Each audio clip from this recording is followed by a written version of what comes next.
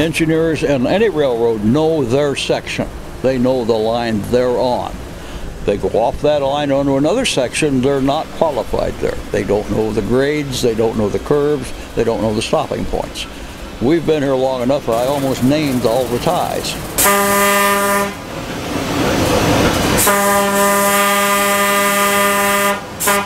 There's going to come a time in the next few weeks when you make your last run. What's that going to feel like? I don't know. I've never done it before. I've left various projects through the years. I haven't had any problem with it, but this one I've lived with an awful long time. We live adjoining the track. The shutting down of the line I don't think will be so hard as if we ever have to start taking it up. That might be a little problem.